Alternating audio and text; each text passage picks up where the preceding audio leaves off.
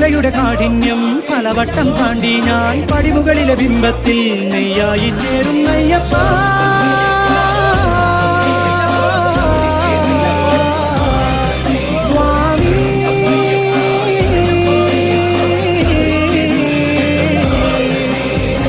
നീലക്കാടിന് മുകളിലെ നീലിമലയുടെ നെറുകയിൽ നിത്യതാപസനെ നീ എന്നയ്യനയ്യ.